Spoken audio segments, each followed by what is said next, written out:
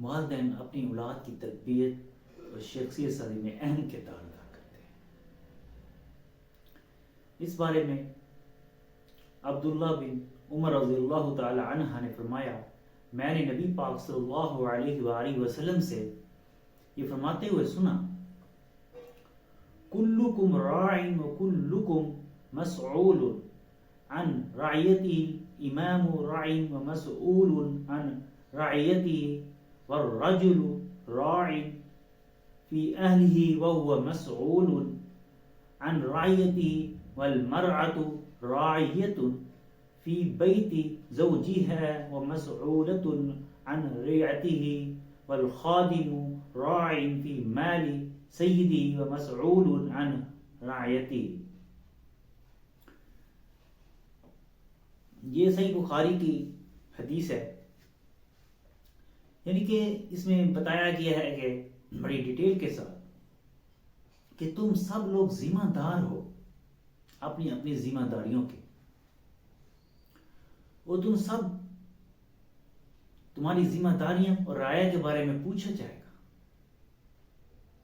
اگر وہ ایک لیڈر ہے تو اس نے اپنی رعایا کے بارے میں کیا سوچا، کیا اقدامات کیے، کیا سہولیات دی، جس کے لیے اس نے اپنا حلف اٹھایا، ایک لیڈر کے طور پر آیا، تب اس نے کیا اپنے تمام حقوق پورے کیے جو رعایا کے تھے، وہ اس کا جواب دے۔ حکمران اپنے رعایا کا ذمہ دار ہوتا ہے، ان کے تمام تر مشکلات کا حل نکالے۔ اگر کوئی تکلیف میں ہے تو اس کے پاس پہنچے، رعایا کے کیا کیا مسائل ہیں ان کو جاننا چاہیے، ان کے مسائل کو حل کرنا چاہیے۔ وہ آیا ہی اس لیے تھا لیڈر کہ ان کی مسائل کو حل کر سکے، اور اس کی رعایا کے بارے میں پوچھا جائے۔ مرد اپنے گھر والوں کا ذمہ دار ہوتا ہے، ان کے اوپر ایک ذمہ داری ہوتی ہے، کیا وہ اپنے گھر والوں کی ضروریات کا خیال رکھ رہا ہے، کیا کیا چیزیں ضرورت تھیں، کیا کیا ضروریات کی چیزیں ہیں جو گھر میں اس نے دینی ہیں۔ اس طرح وہ خاوند کا بیوی پر کیا حقوق ہے، کیا وہ اس کے حقوق ادا کر رہا ہے، وہ کیا وہ بچوں کے حقوق ادا کر رہا ہے، ان کی تربیت کیسی کر رہا ہے۔ اس طرح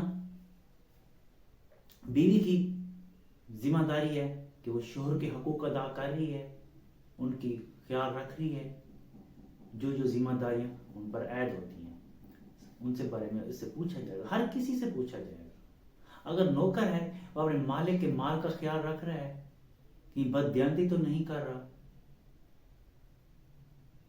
وہ کتنا وفادار ہے، اس کو جواب دہ ہونا پڑے گا۔ اس طرح کا ہر کوئی اپنے اپنے اعمال کا ذمہ دار ہے، ان کو جواب دینا ہے۔ اس طرح ہم سب مسلمان بھی ذمہ دار ہیں اپنے مالک، جو کہ ہمارا مالک اللہ تعالیٰ کی ذات ہے، ہم ان کو بھی جواب دیں۔ ہر چیز کے بارے میں ہمارے سوال کیا جائے گا۔ کیا آپ دنیا میں گئے تھے تو کیا آپ نے اپنے تمام حقوق پورے کیے؟ جس مقصد کے لیے گئے تھے وہ کام آپ نے پورے کیے، ان کی تکمیل کی؟ سوال کیے بغیر ہم آگے نہیں بڑھ سکیں گے، ہمیں جواب دینا پڑے گا، ہم جواب دہ ہیں۔ اس طرح اس دنیا میں ہر کوئی اپنے اپنے اعمال کا جواب دے۔ یہ حدیث بہت واضح کرتی ہے کہ اولاد کے برتاؤ، کردار اور شخصیت سازی کی ذمہ دار والدین پر عائد ہوتی ہے۔ عموماً والدین اس غلط فہمی میں رہتے ہیں، وہ زیادہ تر ذمہ داری اسکول والوں پر ڈال دیتے ہیں، کہتے ہیں ہم نے بچوں کو پالا پوسا اسکول میں ہی ڈال دیا ہے تو ان کی ذمہ داری ہے وہ ان کی تربیت کریں۔ یہ بالکل غلط ہے۔ 90% جو ہے نا ذمہ داری والدین کی ہوتی ہے کہ وہ اولاد سے کیسے برتاؤ کر رہے ہیں، ان کی شخصیت کو کیسے نکھار رہے ہیں۔ بچے کو انگلی پکڑ کے سکھایا جاتا ہے، کیونکہ بچے کی جو پرورش ہوتی ہے ماں کی گود میں ہوتی ہے، وہ ماں کی گود سے ہی ماحول کا اثر لیتا ہے، وہیں سے وہی زبان سیکھتا ہے، وہیں سے وہی چیزوں کو پہچانتا ہے۔ یعنی کہ جو کردار کر رہے ہوتے ہیں والدین وہ اس کو دیکھ رہا ہوتا ہے، وہ اس کو پک اپ کر رہا ہوتا ہے. اگر کوئی بچہ غلطی کرتا ہے اس پر تنقید نہیں کرنی چاہیے، پیار سے سمجھانا چاہیے.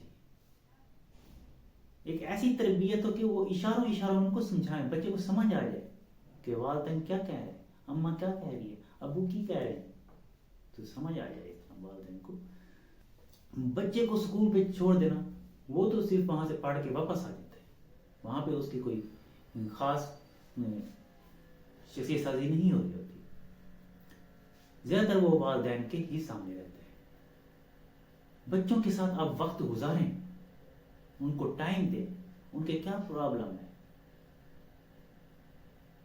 کیا وہ کسی مصیبت میں تو نہیں ہے، کسی تکلیف میں تو نہیں ہے، کیا اس کی ضروریات ہیں وہ آپ پوری کر رہے ہیں یا نہیں کر رہے. بچوں کے ساتھ بیٹھ کے گفتگو کریں، ان کو دینی تعلیم اور دنیاوی تعلیم کے بارے میں بتائیں، ان کی کیا ایکٹیویٹیز ہیں، ان کو ایکٹیویٹیز کا پتہ ہونا چاہیے.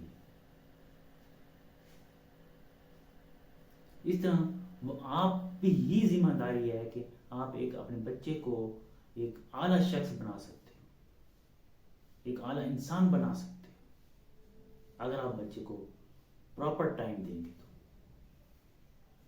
اللہ تعالیٰ آپ کو آسانیاں دے، آسانیاں بڑھنے کی توفیق عطا فرمائے. آمین. اللہ حافظ.